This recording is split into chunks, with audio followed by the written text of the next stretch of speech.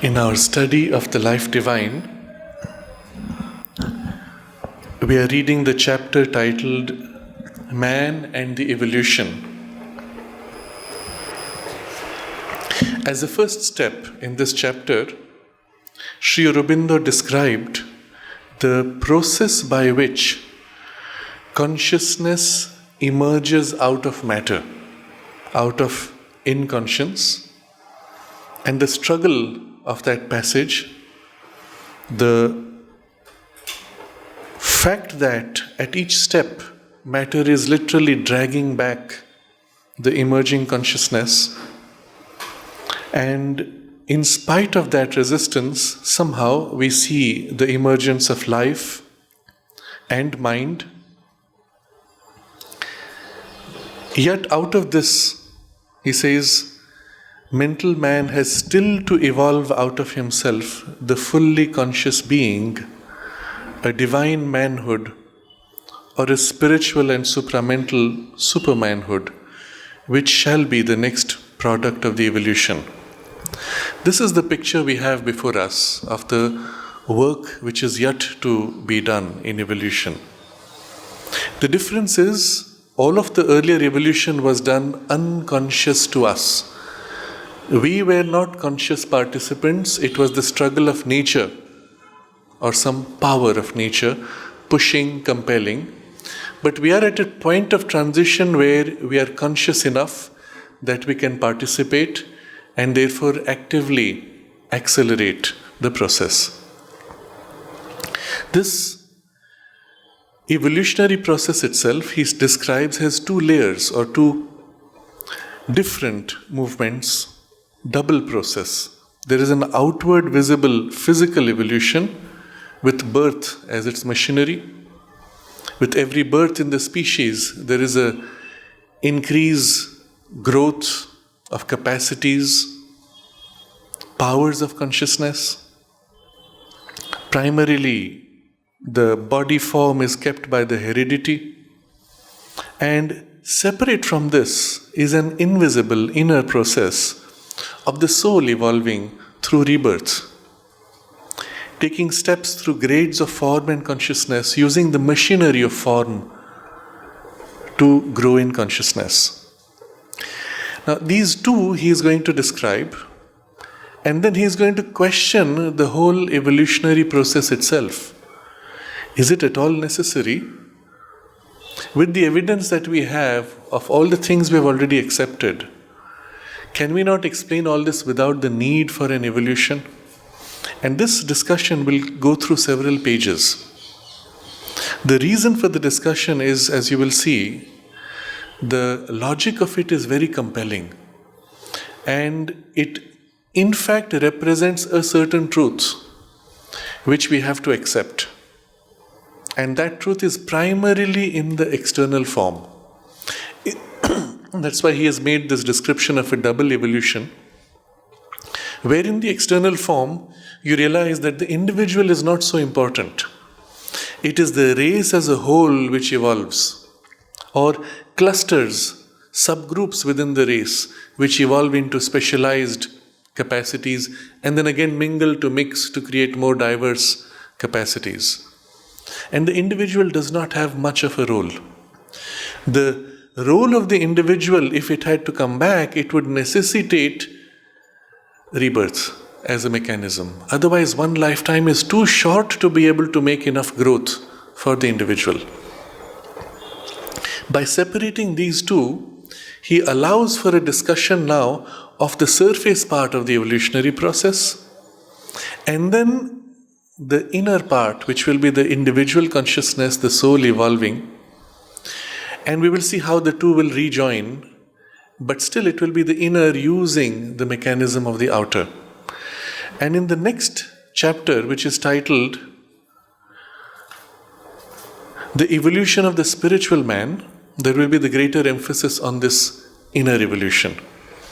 But to understand the mechanism of the outer and the deeper principles of evolution, this discussion will be essential, because it is on the basis of this that we will be able to formulate how the supramental evolution will take place. because certain fundamental processes and principles will still remain. Even if they change certain aspects, they will still be there as principles. So, we see that there are grades of cosmic manifestation, types of forms which can house the spirit, and the individual soul, in its through passage of rebirth, uses different types, allowing it to express higher grades of consciousness. As an example, a dog which has sufficiently evolved, and many of us have this experience, that it is almost as if it could speak, it would be as much as a human being. But it cannot. This consciousness individualized in the dog, if it were now to take birth in a human body, you will have a fully functional human being with the full possibility of intelligence being able to express. The dog consciousness or the dog vehicle prevented consciousness from expressing itself beyond a point. But there is already another vehicle of that grade available in the human body, and the soul need only change into the new vehicle, and now it can express fully its power of current development and continue therefore its further development. And so it can keep moving across forms, each time expressing its greater power. But the evolution is taking place primarily in the consciousness which is inhabiting, not in the form itself. And now Sri Aurobindo brings us this question. Is there at all evolution in the form? Do we even need to have this to explain what we are seeing? Is it even necessary in the cosmos for form to be able to evolve? He says we can challenge the theory of evolution that by saying that it is not sufficiently founded and it is even unnecessary as an explanation for the earthly existence. And we can question whether, even if you accept evolution, can human being evolve now further into a supramental type? Maybe this is the peak. Maybe the whole point is to have an evolution possible up to the level of mind, not further ranges which belong to a higher domain, and they are just there on other levels of consciousness but not available to the material physical experience. Maybe. And these questions he raises because they are legitimate questions. In fact, as we will see as we go along the logic of this, many of the things which are declared, in fact, have been declared by many philosophies and traditions. Some of them even saying, well, there is no such evolution possible. Mind is the maximum.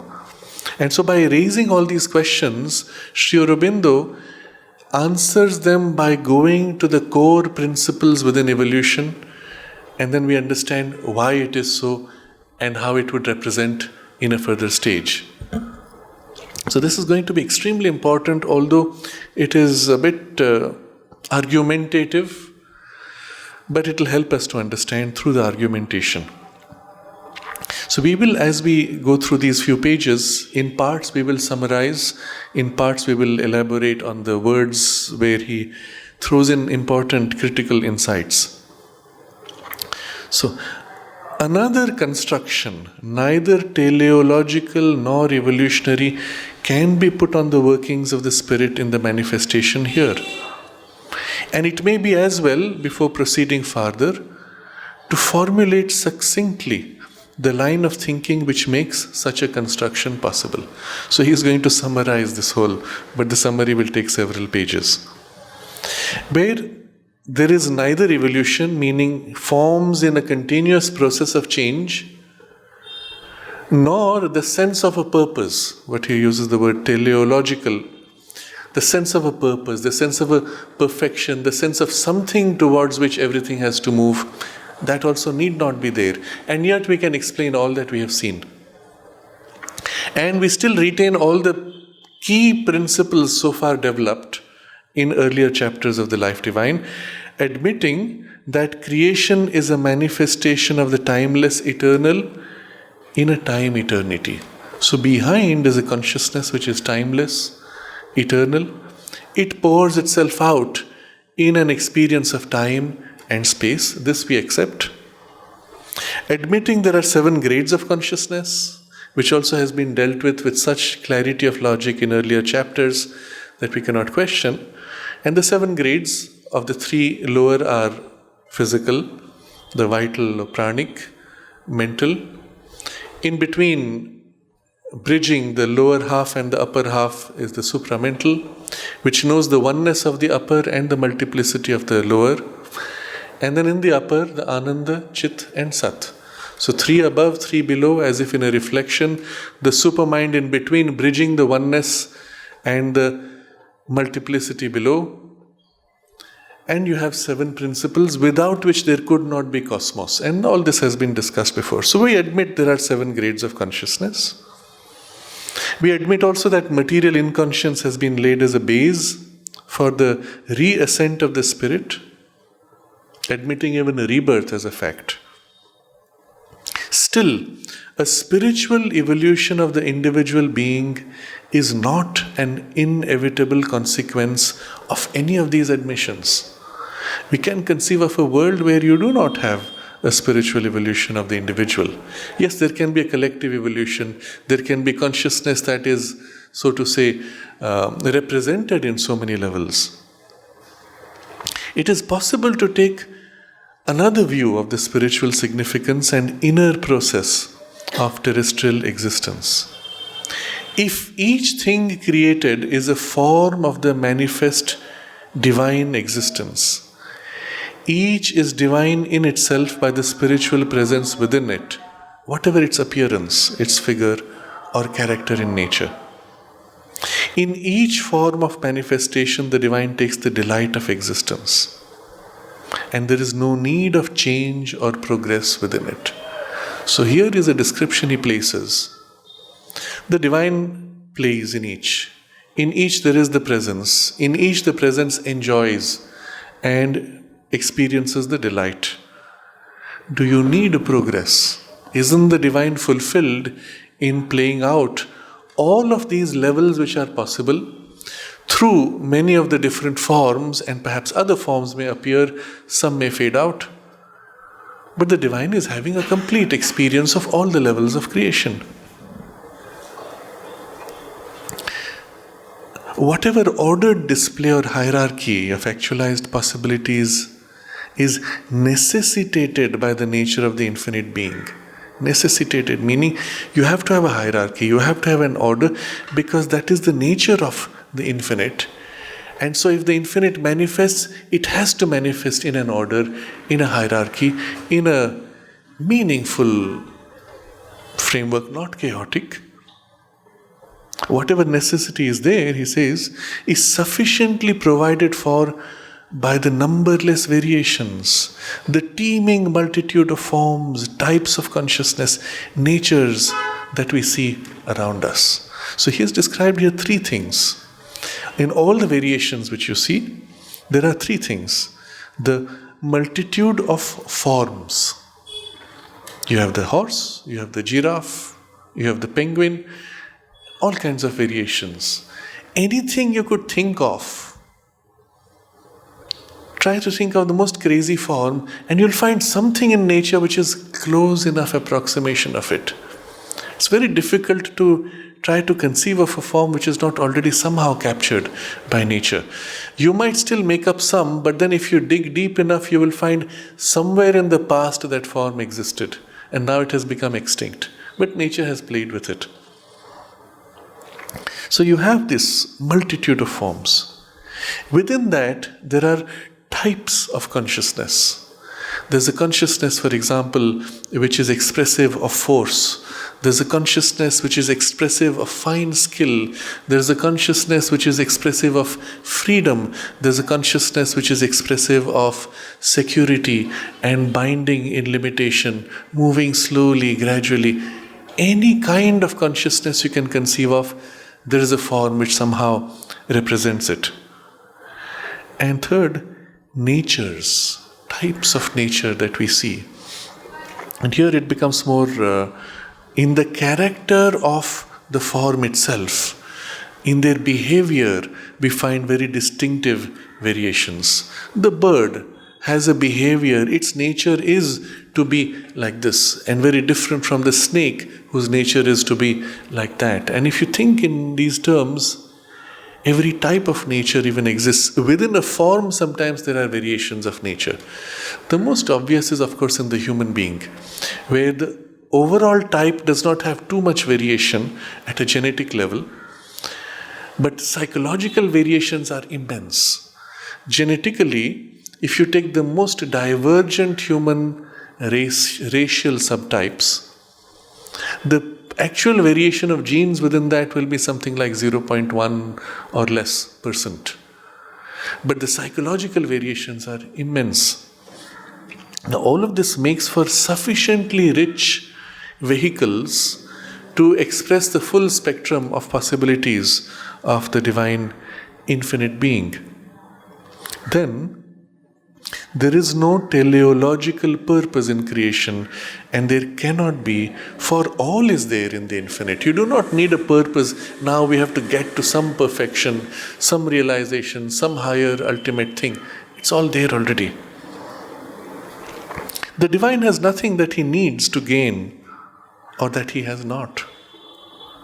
If there is creation and manifestation, it is for the delight of creation, of manifestation, not for any purpose, no goal that you have to grow through or achieve. There is then no reason for an evolutionary movement with a culmination to be reached or an aim to be worked out and effectuated, or a drive towards ultimate perfection. Now here he puts three broad impulses. First, he describes culmination to be reached.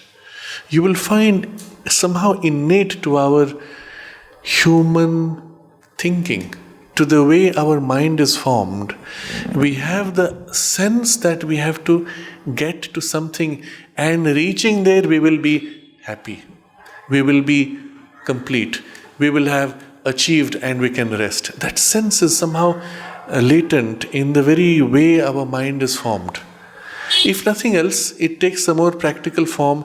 In my life, I have to reach some status in my career, some level of achievement of my capacity. I have a potential, I must fully develop it, and there's a point where I will reach fully developed. I can say, now it is done, I can rest in my full development. So there is somewhere this idea of something to be reached. But in this picture which he is placing before us, you have no thing to reach.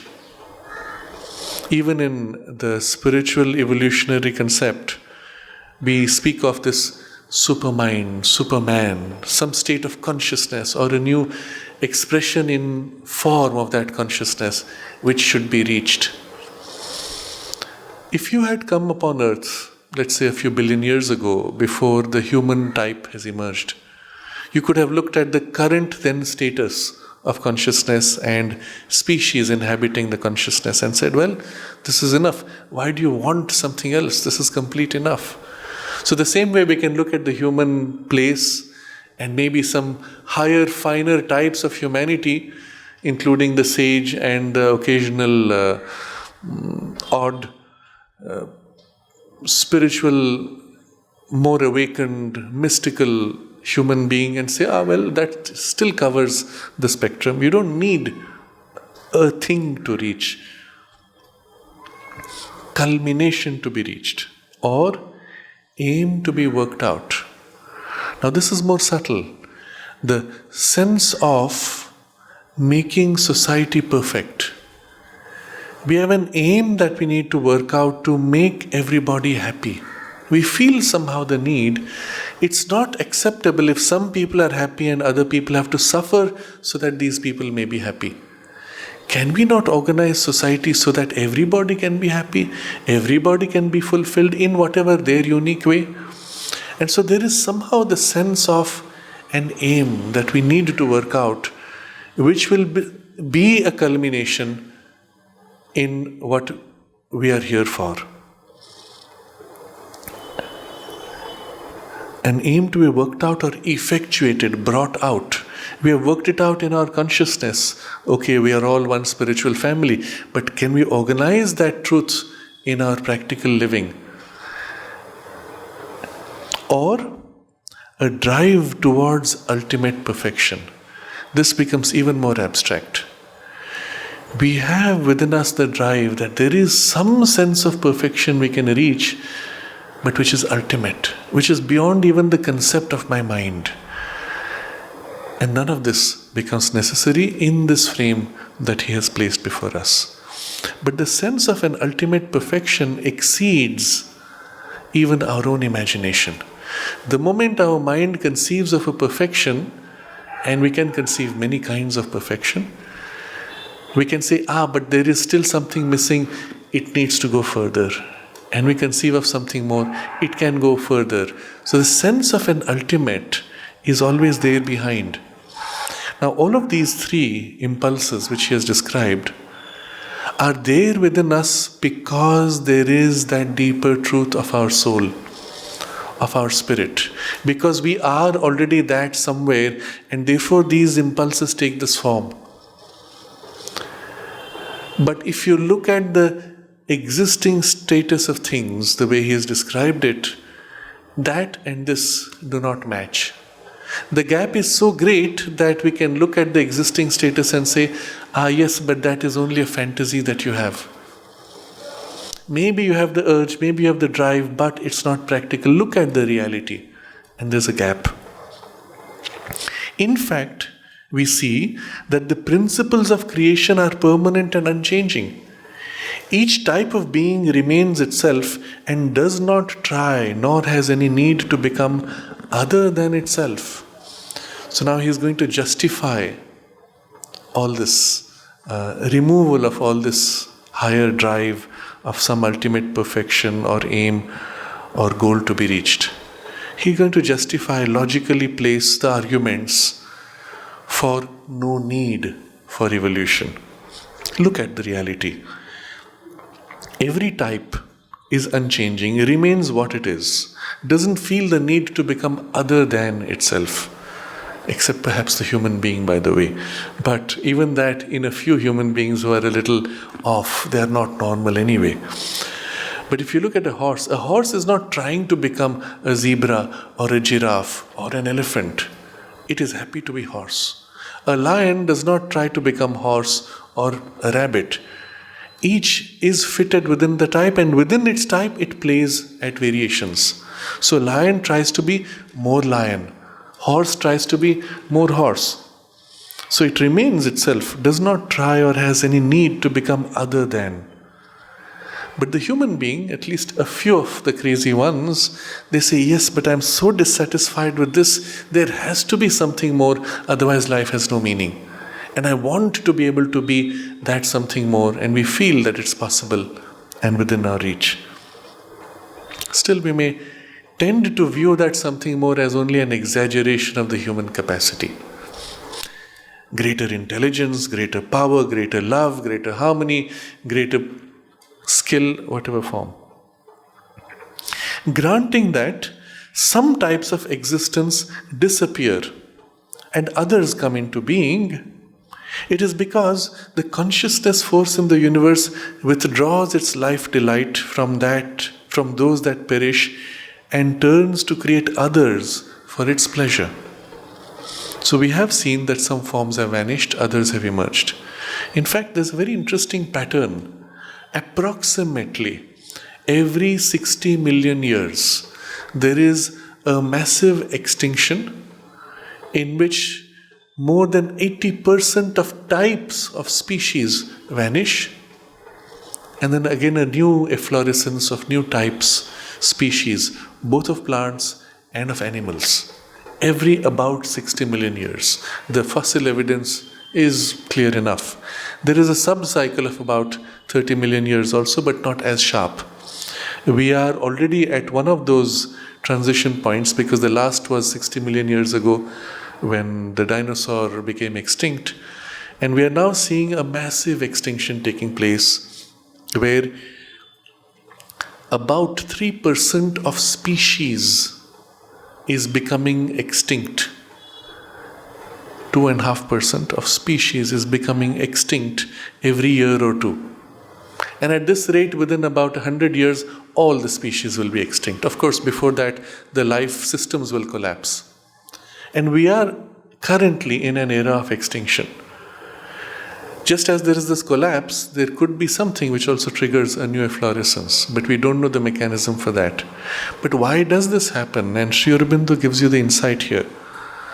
The consciousness force in the universe withdraws its life delight from those that perish. So consciousness force, C and F capital, meaning the consciousness working as force, the divine creative force which is conscious of what it is doing and how it's working. It has a delight of playing in that form, to be dinosaur, to play out the game of dinosaur relationships. That was fun. Delight. And when it has fulfilled that, it says, enough of this. Now let's play a different kind of form, a different game. So as it withdraws, somehow that species begins to lose energy, enthusiasm. The force that sustains it begins to deplete until it becomes extinct. Now, in human mental terms, we still need an external event. Some comet must have fallen, some earthquake, some change of climate which would have caused an extinction. But if you look more deeply, those are only external triggers which make for the sudden change. If the delight of the divine enjoying in that form was still present, it would say, wow, here's a challenging situation, and it would assert its delight to somehow survive and move around and survive, adapt to the new circumstances. When that energy of its delight has withdrawn and there is a sudden shift, it does not have in it the push to be able to adapt and survive, and so it collapses. So still, the external cause of collapse is only a trigger.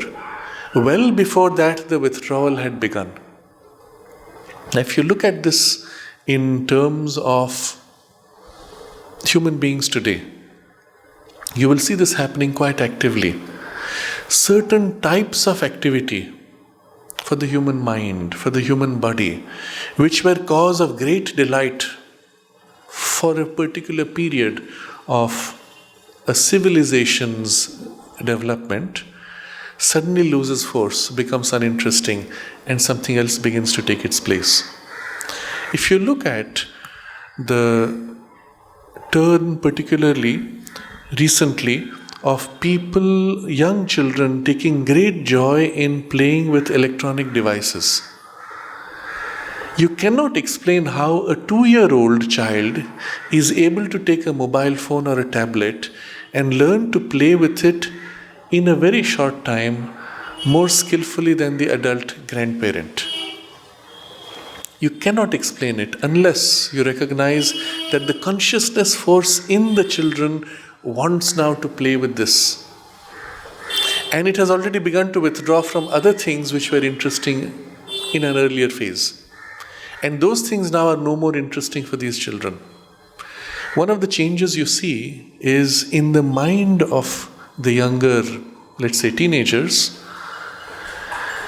refusal to enter in depth which commits you for many years of struggle. Refusal to enter into mastery in depth. Instead, the impulse is to broaden, widen, universalize mind. So many of the arts are dying out because they demanded a commitment going for 10 or 20 years. Or some of the martial arts which demonstrate such an extraordinary perfection of the human body or capacity. Some of the artistic lines of music or painting which demand so much commitment to build to that level of mastery. You have less and less people joining. Why? Because the urge of the consciousness force is to widening and universalizing, not specializing in a narrow way. Maybe it will change, but right now this is the case. And as a result, so much is being lost. Another urge which we have touched upon in other discussions here is the loss of interest in an ascetic withdrawal. Where earlier, go back barely a few hundred years ago, and everywhere on earth you had people joyously withdrawing from life to dedicate themselves to an ascetic concentration, religious or other form of pursuit, but ascetic withdrawal from life. And happily. Today, if you tell somebody, no, you will have to withdraw and live in a cloister, I'm not going to do that. I want to enjoy life. And the result of it is everywhere, in all traditions, nobody is joining the order of monks. I was recently in Sarnath, where we went to a monastery, and they said it is a huge crisis. All of the old monasteries, of the Buddhist monasteries, have one or two monks which are somehow still keeping it going. None of the younger people want to get into it. They're happy to learn, they're happy to study, but to take up the life of a monk is just not happening. Similarly, I have seen in other Vedantic traditions, where earlier they would have 100 monks wanting to join every year, now it's dropped to 4. And even that may or may not last too long. And the lady who was explaining this to us, she said, there are a few of the old generation who are so fixated on preserving their tradition that they will somehow just ignore the fact that nobody is joining them, keep on going, persisting until they die, and they'll say, we did our part and the rest doesn't matter. But you can literally see a dying breed of that mindset. So it's not just in physical forms of life that this change takes place, but even in the psychological types and specializations in humanity that this change takes place. So here is a very important principle Sri Aurobindo is showing us in evolution. The prime driver of evolution, of experience as well as of form, is this delight of the conscious force. Sat Chit Ananda, existence which is consciousness and force of consciousness expressing its delight. That is the driver behind secretly. So the existence is supporting, and it activates itself through the consciousness and the force of consciousness delighting in activity. The moment it chooses now, okay, this is not so interesting, the delight withdraws, the force withdraws, the consciousness withdraws, and the existence is no more manifest in this form. But the same existence may turn in consciousness to now a different form, a different delight, a different variation, and increase that. So when you see the dinosaur becoming extinct, it is because a decision was already taken to withdraw.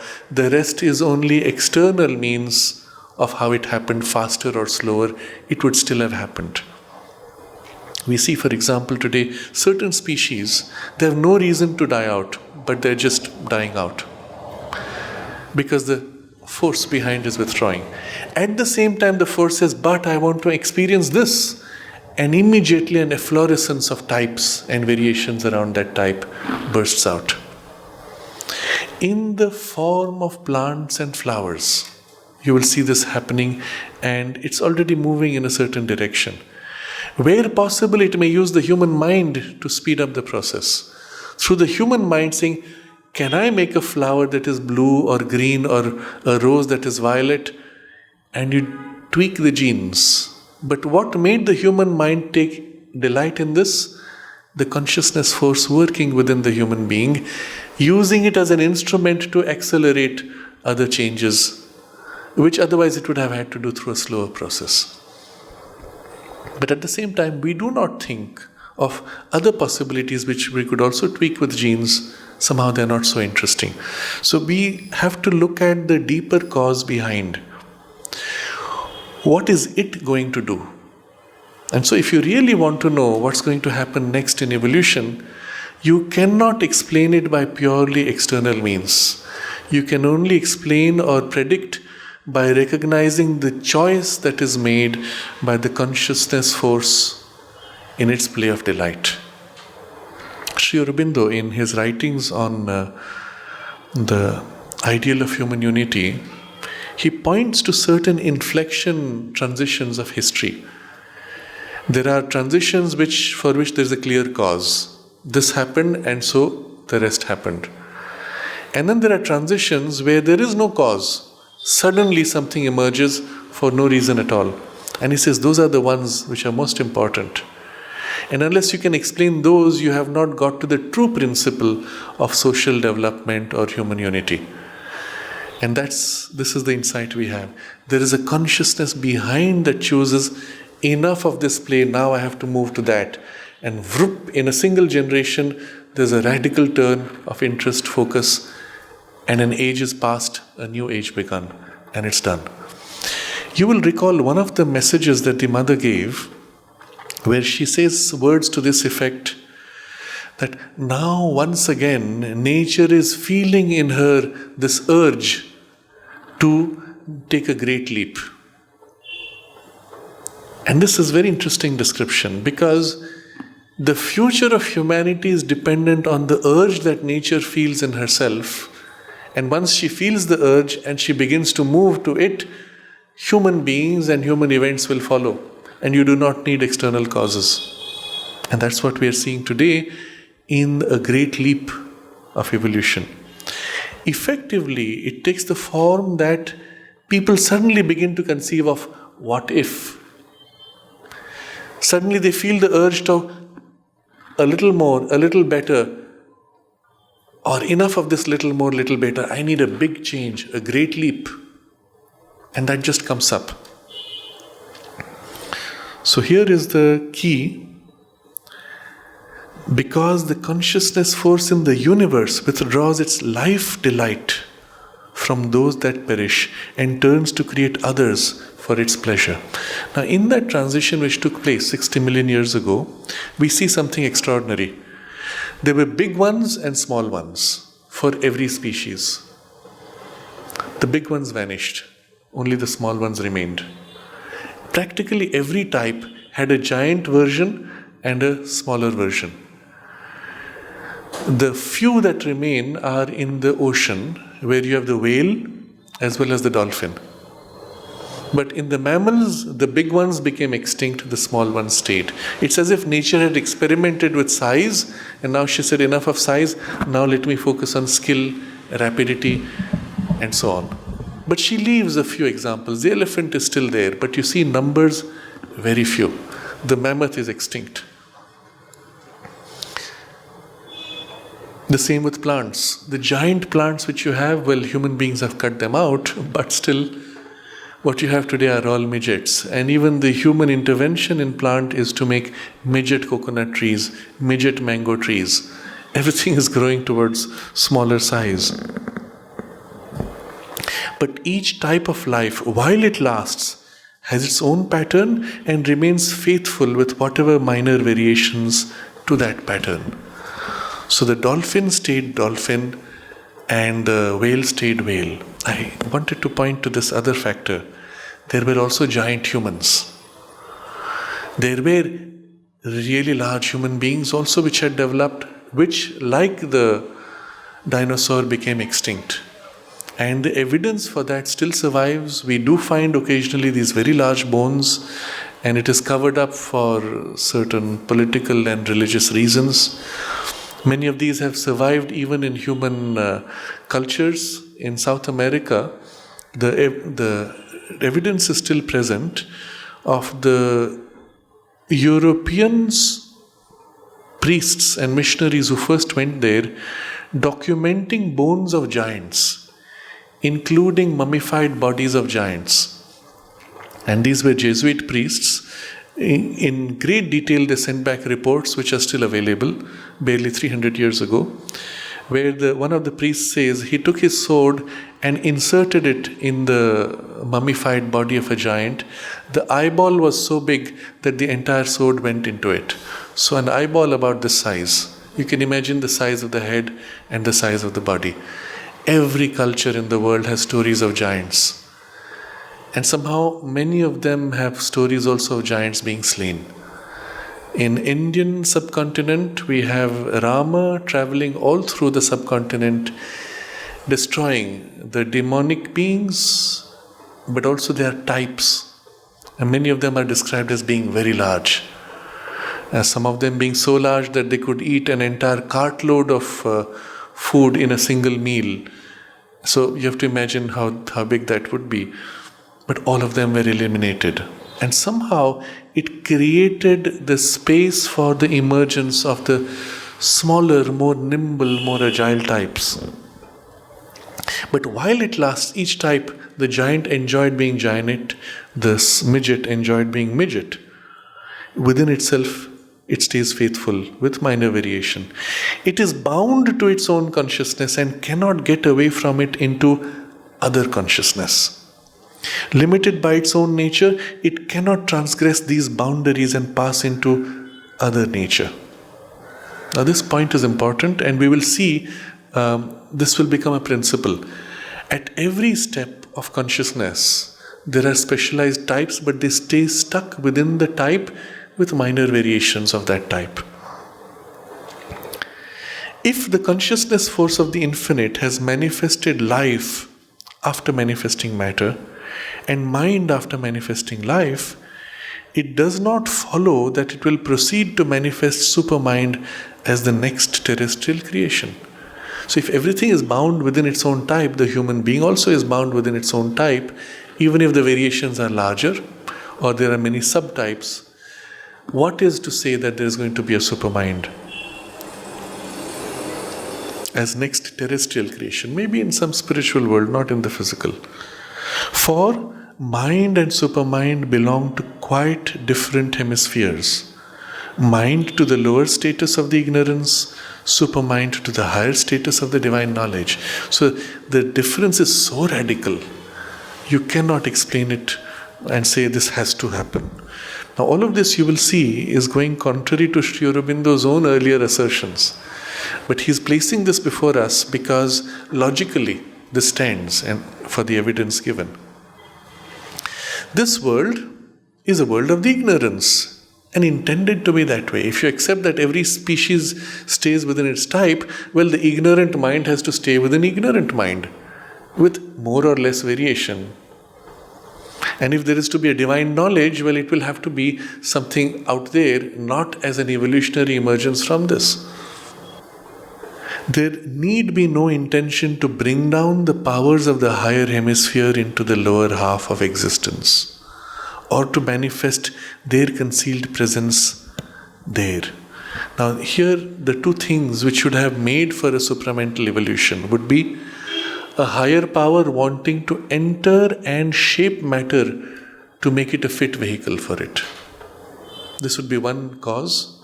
And the other cause would be the principle of the supermind which is hidden inside matter now pushing forward and emerging and reshaping matter. So in the very process of showing you the justification for non-evolution, he is revealing to you what would be the mechanism of evolution. So it need not have done, but this is how it would be if it decided to do it. So let's understand what that is. In our mind, as we are thinking rationally. But the power of reason, you will notice if you observe carefully, the power of reason rests on something which is not reason. A problem is given to you. Can you find me a solution for this situation? Your mind starts exploring.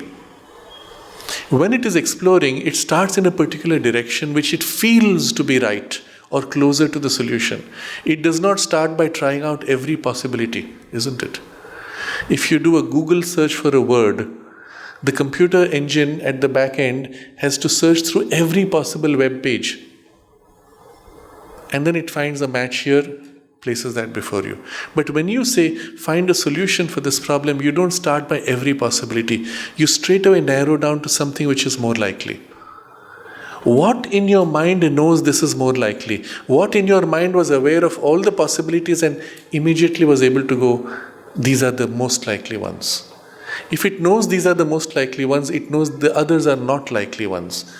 In other words, it is aware of the whole and instantly can pick the direction, at least broadly. This power of all awareness and instant insight is the supramental consciousness, or at least in its lower working as the intuitive consciousness.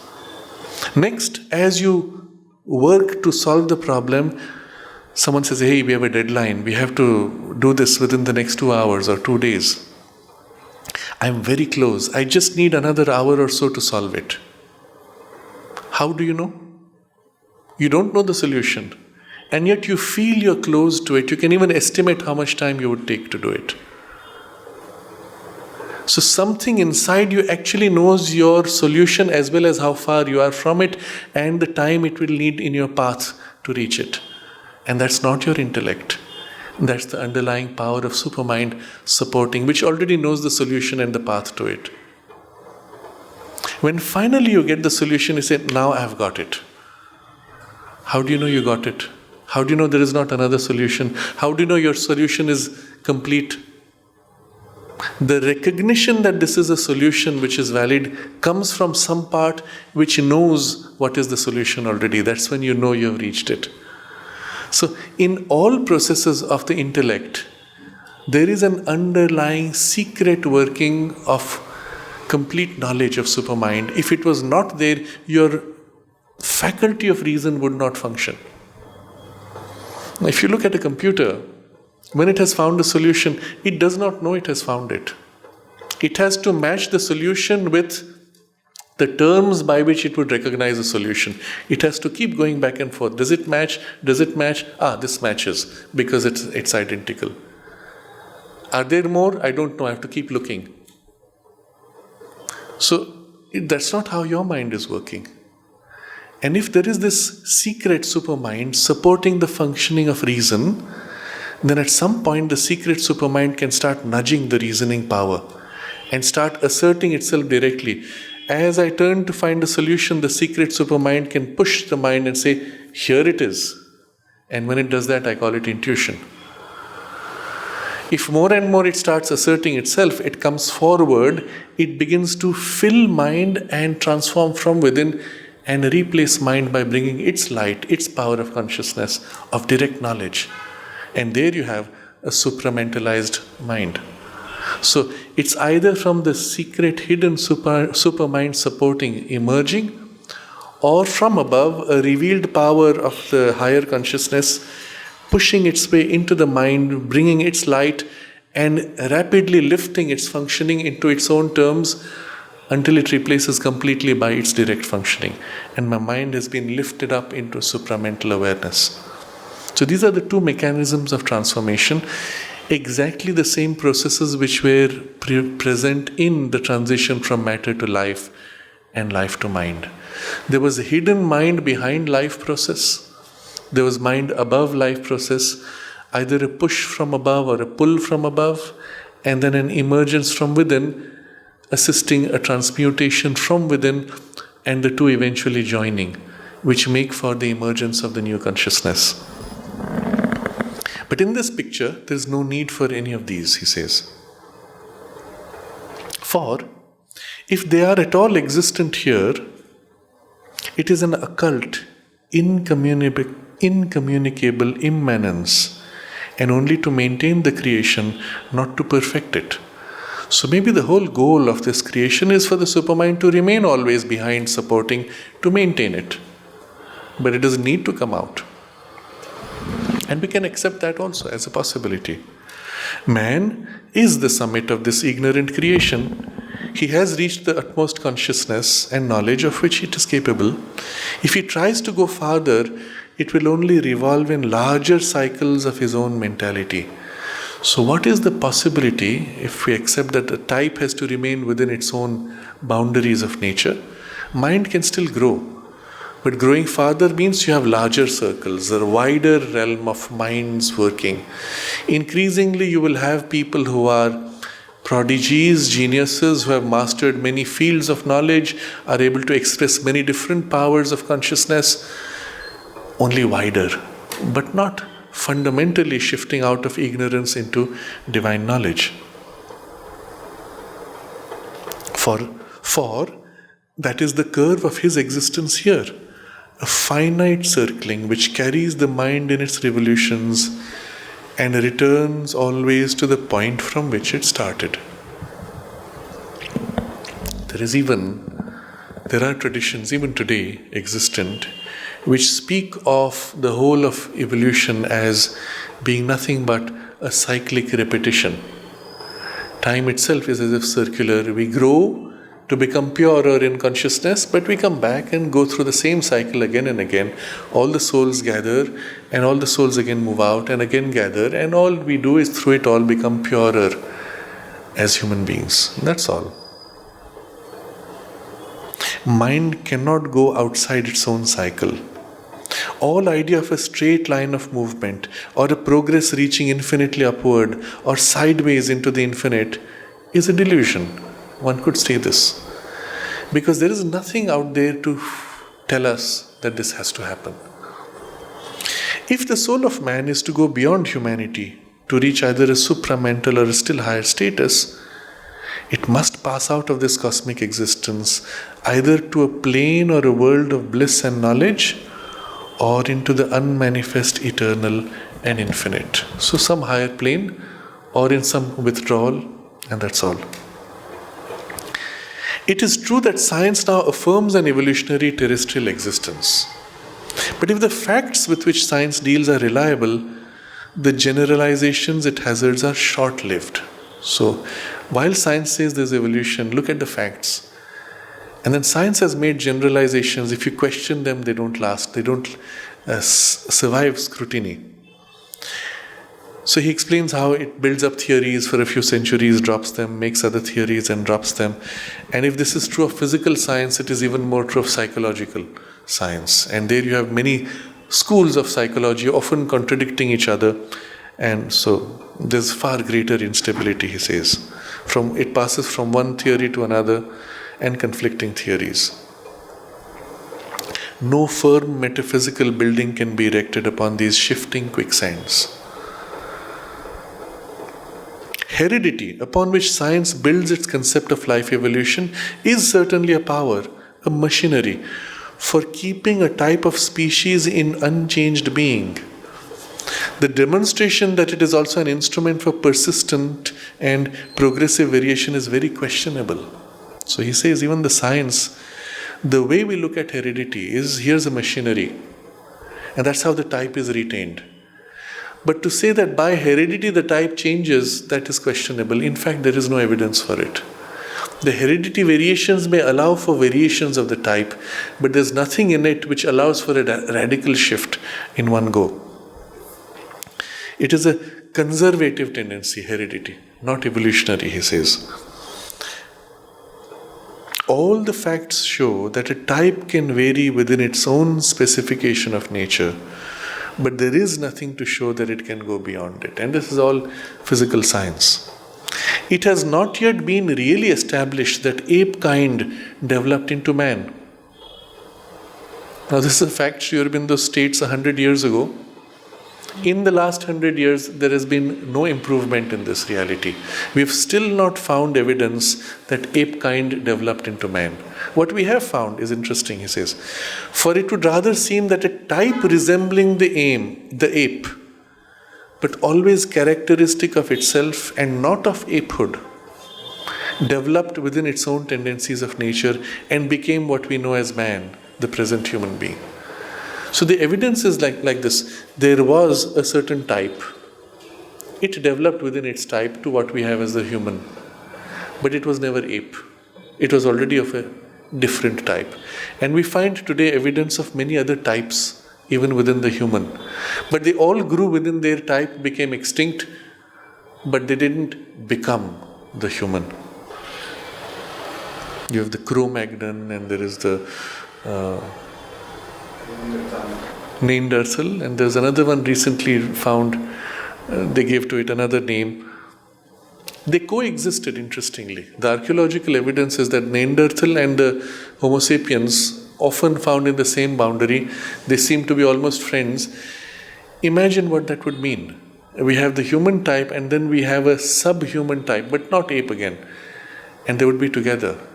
And we have stories of this kind. If you go back to the Ramayana, which is dated now to be about 5000 BC, let's say about 7000 years ago, we have the type of what is described as Vanara, which is ape-like. But it's able to walk on 2 feet, it is able to converse, it is quite close to Neanderthal or Cro-Magnon, but they were together with human beings. They had their own kings and kingdoms. They could mate with human beings. So kind of a two strata of different species altogether. One of them faded out, of course. It is not even established that inferior races of man developed out of themselves the superior races. Now, if you say there is one race which was inferior and it evolved into another, there is no evidence. Rather, within that race, there was an inferior type and a superior type. Within this race, there was an inferior and superior type. But the races remained pretty much themselves. Those of an inferior organization and capacity perished. But it has not been shown that they left behind the human races of today as their descendants. So if you look at all the races of the world, even those where, it's not politically correct to say this, but there are races where the average IQ is lower, races where the average IQ is higher. And if you can show this 100 years ago, interestingly, after 100 years, the average IQ of the lower developed races has grown. And so what you find is a race stays within its own type even as it grows within its intelligence or other skills of capacity. Those of an inferior... Okay, so we skip that. But still, he says, such a development within the type is imaginable. Perhaps some perished, and so we have some kind of development. The progress of nature from matter to life, life to mind may be conceded, but there is no proof yet that matter developed into life, or life energy into mind energy. So he gives, I'm skipping now the lines, he says, we have still not seen how matter becomes living cell. You have matter, you have living cell, but you have nothing in between. There have been attempts to show, and so far they have failed. In the lab, you take material and somehow do something and then you have a living cell. It used to be believed, and this is barely 150 years ago, that if you left matter as it was, eventually life would emerge out of it. What they did discover was that there was life of a minuscule kind, virus or bacteria, which had infected that matter, and it grew. And so it seemed as if life came out of dead matter. But well, it was always there, only you couldn't see it. And so Sri Aurobindo picks this point. There is no sufficient proof that any vegetable species developed into animal existence, or any organization of inanimate matter developed into living organism. Instead, he says that what you find is at each level there was a minuscule tiny bit of that consciousness organized, which developed, became progressively larger and more organized, but in consciousness terms it remained what it was. So we can say out of bacterium a more complex bacterium could emerge. But it still had to be there as a tiny seed bacteria from which it emerged. It was not dead matter out of which bacteria or living cell emerged. And he says, even if it's discovered that under certain chemical conditions life makes an appearance, still all that will be established by this coincidence is that in certain physical circumstances life manifests.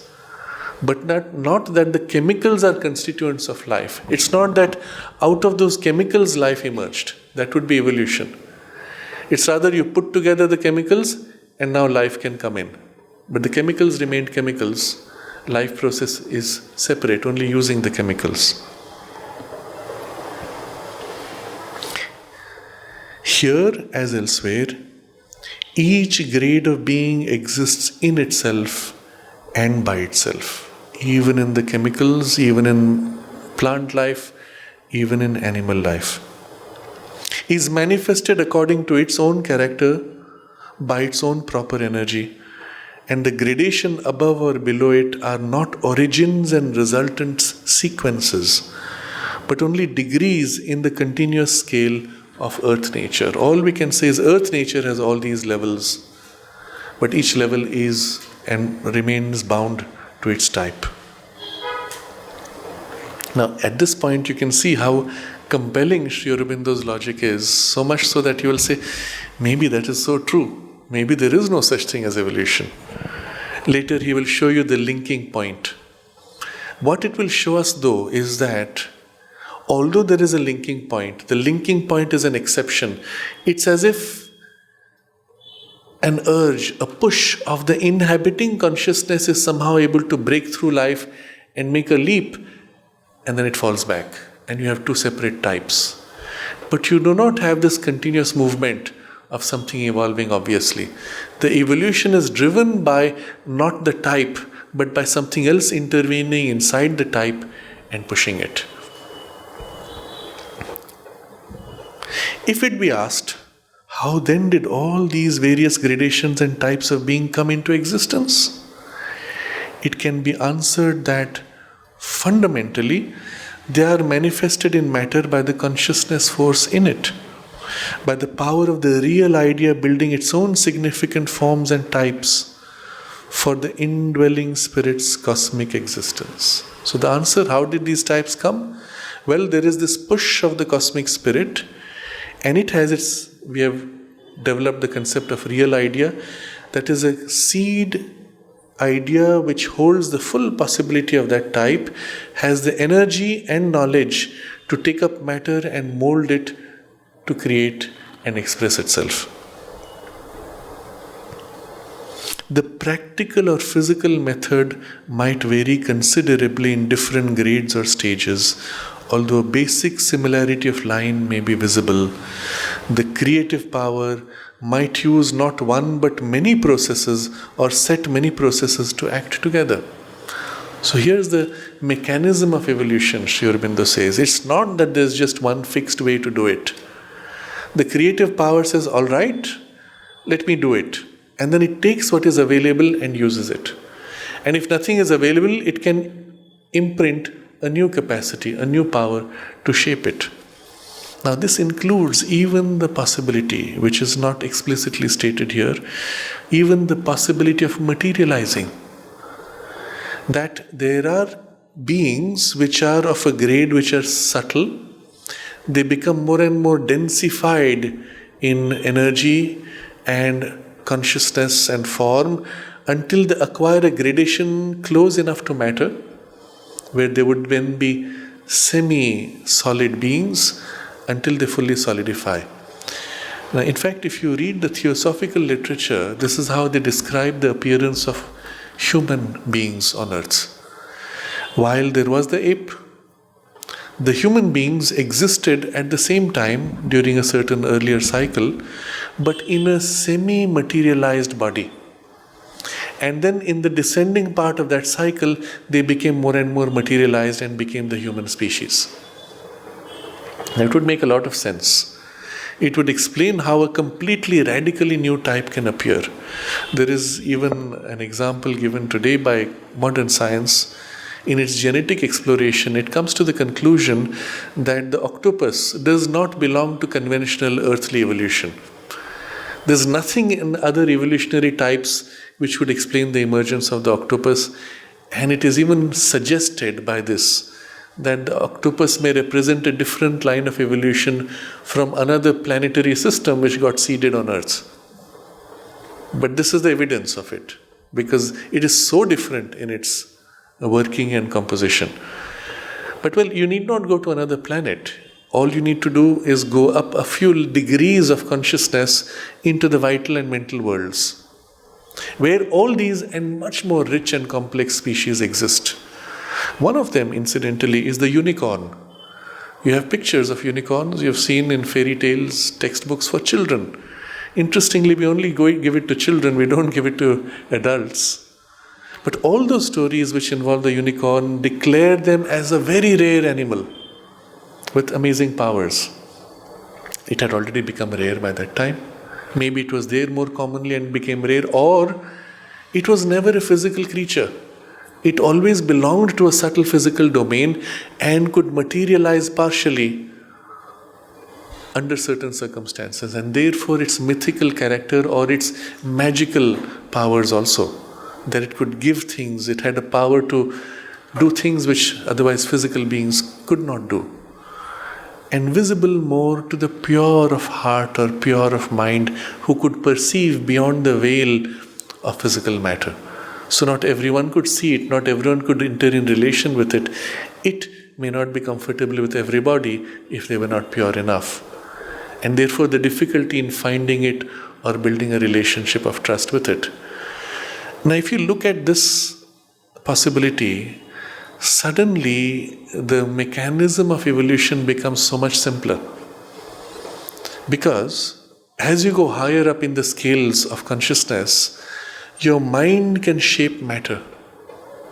Energy, life force can shape matter. In the vital world, your body has a certain elasticity. The vital body, it's finally energy flows only. And so it can expand, it can stretch to reach out. Physical sense of space has practically no relevance. It can become as elastic as it wants, as intense as it wants, or diminish in intensity, just like that by willing it. That's the nature of that elasticity. It can also densify itself in vibration, become more and more dull, losing its elasticity and plasticity until it becomes semi-materialized, close to the physical domain. But let's go up a step above the vital, into the mental world. Everything there is made of idea, conception of idea. So you can conceive of the unicorn, visualize and create the unicorn just like that by the power of your creative mind. Thought form emerges. And then from that thought form, which you fill into it energy, you densify it until it acquires a character which is vital mental. Energy imprint with a thought form, and then densify it further all the way down to the material. And you can literally create a new species of creature. But that would not be enough. The mind is not powerful enough. It's capable perhaps of materializing, but not sustaining. For that you have to go one more step into the real idea, which Aurobindo has discussed before. This is the supramental creative power. In this creation, it's not just a mind creating a form.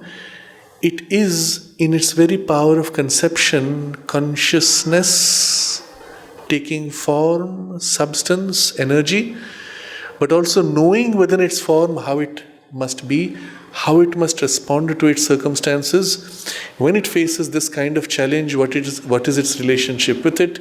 When it faces that situation, what is its relationship and response? All that is held simultaneously in a flexible, not rigid awareness. And therefore idea, but a real idea, not just a conception of mind, but a real, substantial, self-existent power. And this is how the universe was born. A real idea became universe, but real idea can also become species of forms.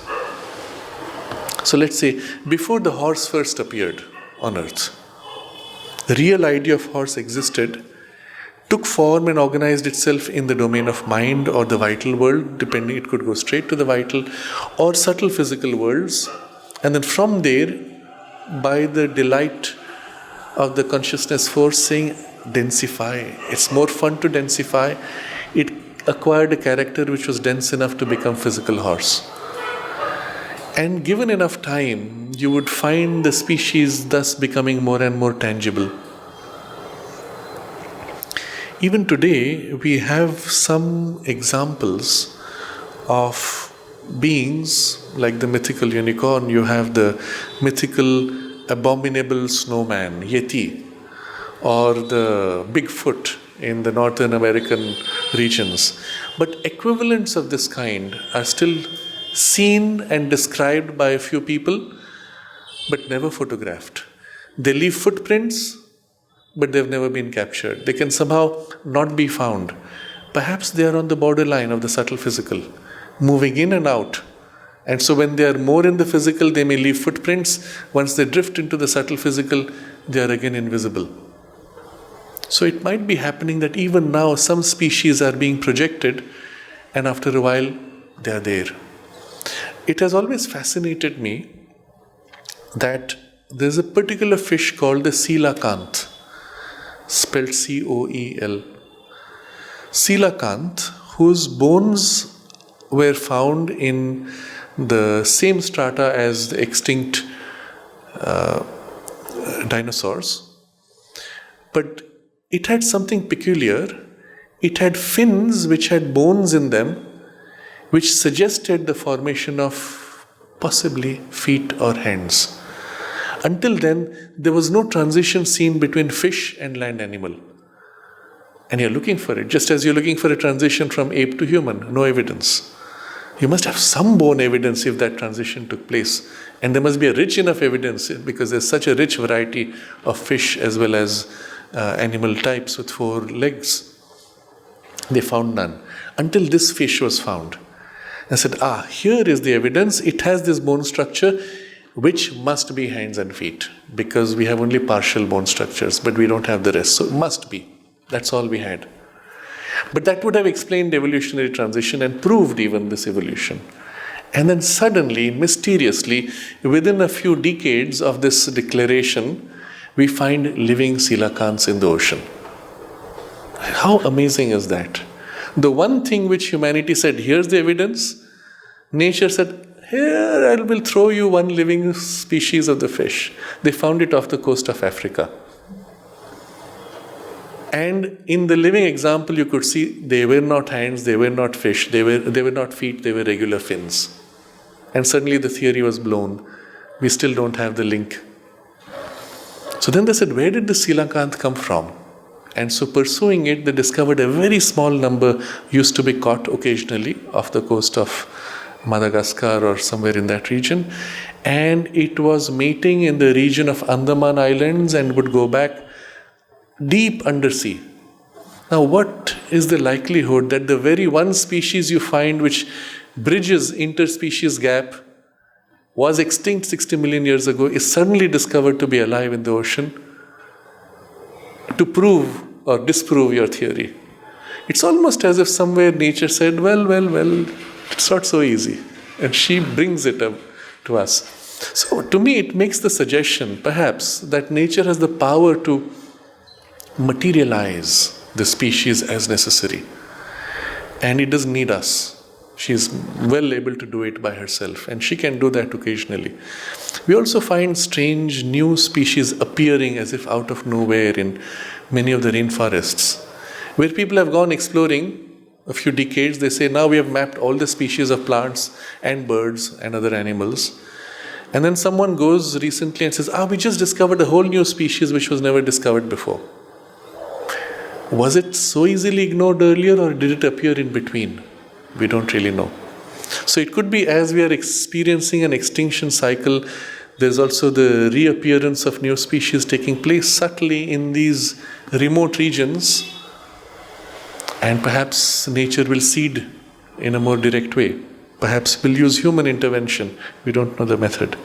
But once you recognize that there can be the mechanism of materialization, go up there into the vital worlds and mental worlds, such a rich diversity of species and creatures, and even the possibility to create new ones, and new ones being projected all the way down. But still, the point which he makes is they stay within their type. How did they appear? A real idea building its significant forms. The practical or physical method might vary considerably in different grades or stages. The creative power might use not one but many processes or set many forces to act together to make that possible. And he doesn't say which ones or how. The idea is it's not bound to one mechanism. I'm going to touch upon another example of this materialization process, which is actively happening right now, not in large organized species, but at the minuscule level of single-celled creatures of bacteria. Now this is something which is, Mother speaks of this. She says when people die, the physical body is discarded, but the subtle physical gradation and even the vital layer, which is very close to the physical, that may hang around for a while. And if it has strong imprints of desire, those imprints tend to take form and become the energetic basis for the materialization of bacteria. So she says they form and they become bacteria by the energy loops that they put out, the desires. Now, this statement is made in somewhere in the 50s. If you think about the implications of this, let's for the moment just say she is right, whether science agrees or not. The implications of this are extraordinary. It means new bacteria will keep appearing all the time, or at least new variations of bacteria types will keep appearing all the time, just from this process, from new patterns of energy that people shed. Now here's the interesting thing. Increasingly in modern exploration we discover each individual has a unique pattern of bacteria in their gut. Now you're born from your mother's body, but your gut did not join with her gut at any point, right? And yet you find bacteria imprints within you which are similar to your mother's gut. But then there are unique bacteria which are within you which are not similar to your mother's gut and nowhere in your mother's body, but unique to your body. How did they appear? In fact, the gut bacteria pattern is so unique you can measure that and know which person it is. It's like gene typing.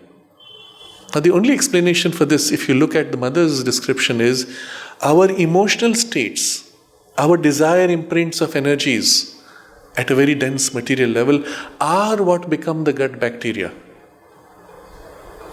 You don't have to die for that. That's what happens when your body dies and that part becomes the bacteria in the air, in the environment. But it's happening in you right now. In the energy imprints of your desires and strong emotions, they are forming this type, unique to you. But the bacteria are in a constant interface in your digestive process and in your physical health. In other words, now increasingly we recognize the bacteria influence not only the nutrition in your blood, they influence your thought processes and even your emotional states. By introducing a particular gut bacteria, you can make for the thought forms to shift. I'll give an example here. There's a gut bacteria which is unique to cats. It transfers from the cat through the environment into the mouse. If it infects the mouse successfully, then inside the mouse it changes mouse behavior and it finds itself no more afraid of the cat. It finds itself even attracted to the cat. You see how the mechanism. And then it's eaten up by the cat, gets back into the gut bacteria of the cat, and through the cat poop, it gets back into the environment to reinfect the mouse and bring it back to the cat. If you think of the bacteria now as an energy imprint, it is an energy imprint coming from the cat's desire to reach out to mouse, physically entering the mouse, making the mouse desire the cat, pulling it to the cat, and then recycling. Now, if you think of bacteria differently, purely as energy imprints, you see how sensible this is and how it can modify behavior. Otherwise, purely by genetic terms, you cannot explain how bacteria in your gut will change the thought process in the mouse, will change the species behavior and overcome the instinct of fear of cat. You can't explain it unless it's an energetic change and not a genetic change. Okay? Now this has massive implications. It means our gut bacteria is a product of our desire imprints, which are then feeding back to your own thought forms, your emotional reactions. Today, increasingly, they are correlating gut bacteria with your body's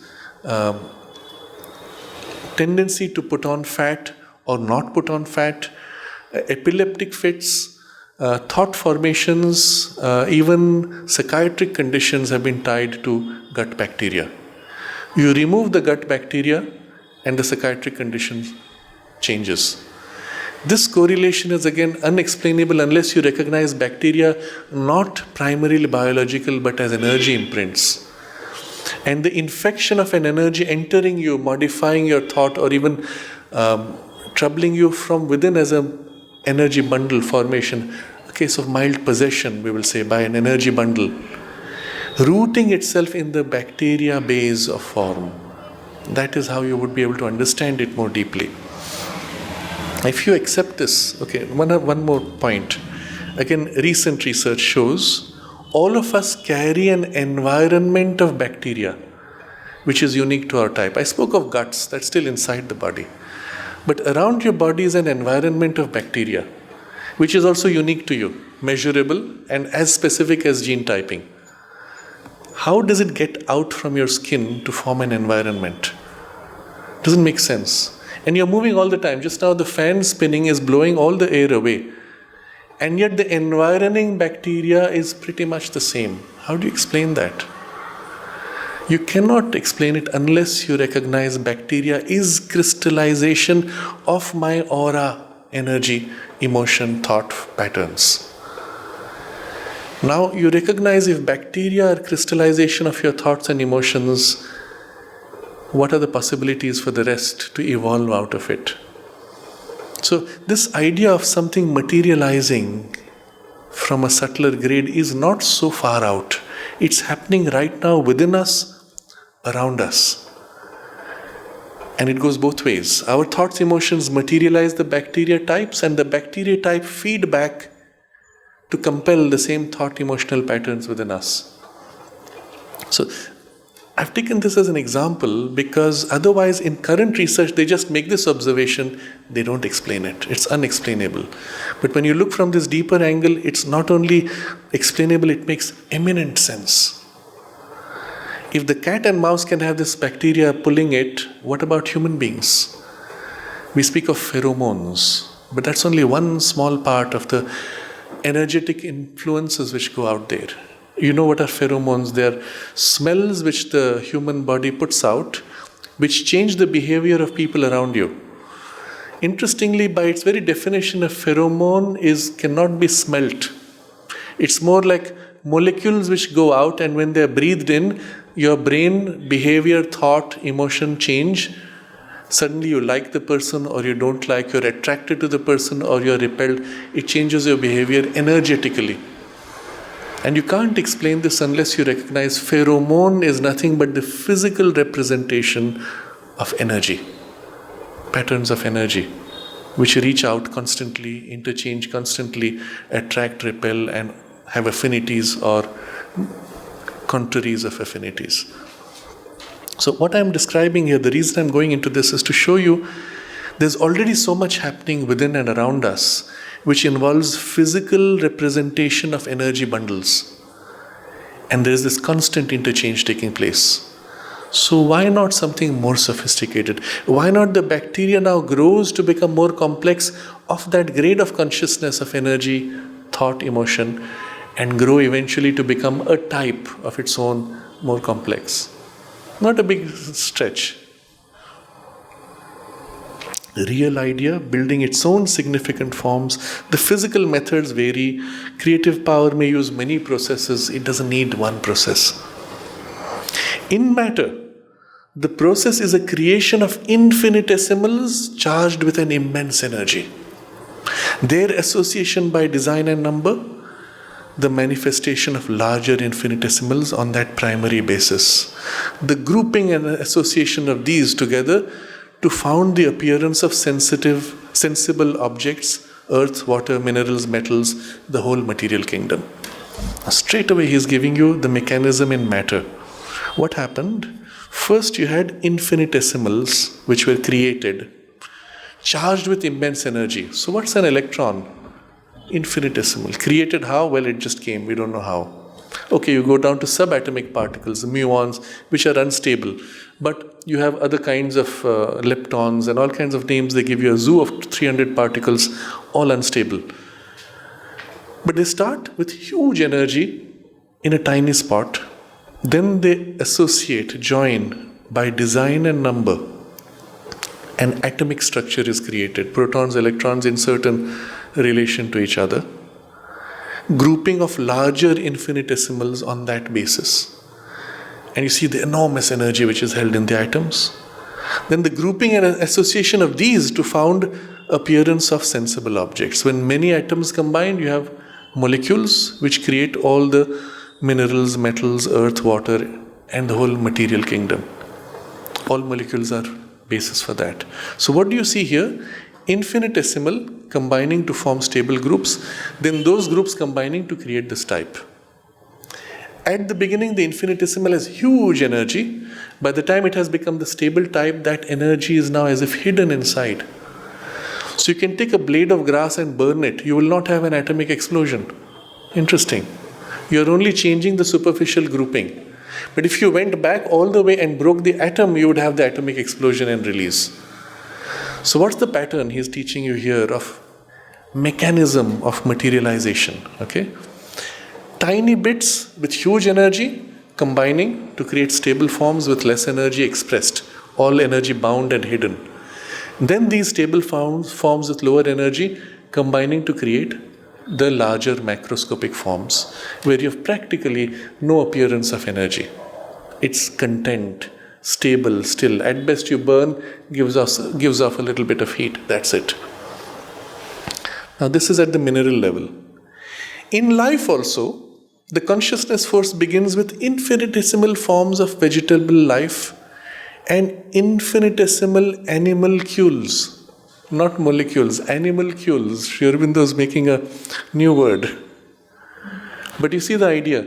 The seed of plant, not physical seed, the seed form which is representing plant, the plankton in the ocean would be one of those types. But you could go still smaller. They are still vegetal in nature, but single-celled vegetal forms. Similarly, of animal nature, there are single-celled animal forms, animalcules. It creates an original plasm that combines to create the more stable structure and multiplies it, creates the living cell as a unit, creates other kinds of minute biological apparatus, like the seed or the gene. Uses always the same method of grouping and association so as to build by a various operation various living organisms. So now if you go back to the original, it's the same structure as we saw with the minerals.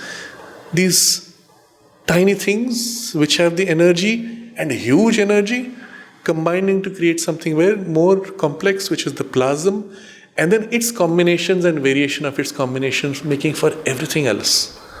All plant structure you can reduce to certain common genetic structures, which you can reduce to certain common essential core elements, certain common essential cells or plasm structures. Same with higher forms of life.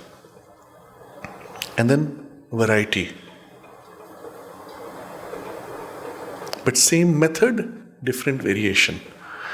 A constant creation of types is visible, but that is no indubitable proof of evolution. You do not see evolution here.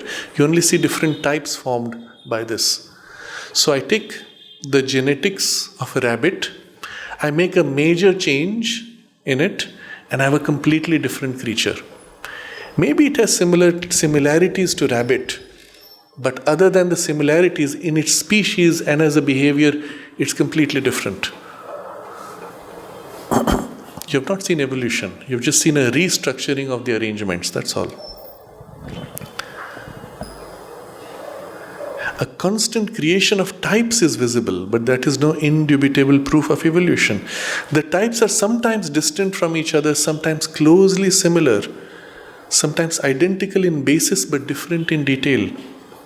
All are patterns, and such a variation in patterns with an identical rudimentary basis for all is the sign of a conscious force playing with its own idea and developing by it all kinds of possibilities of creation. This is the evidence of the deeper spiritual process behind. It's conscious force playing with its own idea and just making variations on top of that. When the human being now takes the genes and modifies it, it's still conscious force using a different mechanism to make the same change. Animal species, in coming into birth, may begin with a like rudimentary, embryonic or fundamental pattern for all. It may follow out up to a stage certain similarities of development on some or all of its lines. There may too be species that are twi-natured, amphibious, intermediate between one type and another. But all this need not mean that the types developed one from the other in an evolutionary series. Now, he's straight away breaking at the very roots of the whole scientific paradigm of evolution, but with evidence which is so strong you cannot question it. What you see, for example, in the human embryo, from the fetus, when it starts growing, it goes through a stage when it looks like a tadpole, then it looks like a fish, then it looks like a four-legged animal, and then it appears more and more like an ape. Even the face looks like an ape. And then suddenly it changes further and becomes human. At any of these transition points, it could have stopped and taken on a different direction. It's almost as if in the embryo, the nature is showing you all that it could have been doing, all it has done, or all the stages we have been through perhaps, but taking them through quickly, it stops at this point. Why doesn't it go further? Why is it that in the embryo of the ape, it goes up to the ape, same as the human, but it stops at the ape and stays at ape? Why is it in the four-legged animal, it goes through all those stages which are same as the human, but it stops at the four-legged stage and becomes that? And you have no rational answer. That's how it is. Who does that? The force, consciousness force, saying, well, this is where I want to stop, this is where I want to go, this is the form I want to play in. And that's it. So, a fundamental principle is common to all of them. The forms it develops are different, and variations and so on. Sometimes in the evolutionary tree, they take very different lines of development and come back to appearing very similar. The eye, appearance of the human eye, has taken at least 6 different streams of development, ending up with something similar across all the species. Interesting. But that just shows you the free play possible. Then he speaks of forces which can change the characteristics, which can make the form itself become different. And he is going to tell you things which we don't know. Food is one. Light rays. Science does not yet know how important light rays are. And so we will explore all these. It's a long paragraph where he describes all the mechanisms for the change, but which stay always within that same typal variation. So let's step back at what he has shown us. Because next paragraph will be, man is a type among many types so constructed, one pattern among the multitude of patterns. He is the most complex that has been created, richest in content of consciousness and the curious ingenuousness of his building, the head of earthly creature. But he does not exceed it. This is the type that has formed it. The supramental being, will it be the product of this process or a different process? This is the point he will get to. Why is this discussion so important? By understanding the fundamentals of evolution or the creation of types, let's say, we will be able to recognize the means by which the new type of humanity has to emerge and what will be its relationship to the current human type. And we will also see the mechanism for transition of consciousness between types, and all that will become clear further on. But now what we are seeing is the foundation for understanding life and the method of creation and appearance of forms. Always it starts with a seed with a huge power energized, which then combines to create a core pattern. Then that pattern, combining with itself in many variations, creates for all the different physical appearances of types.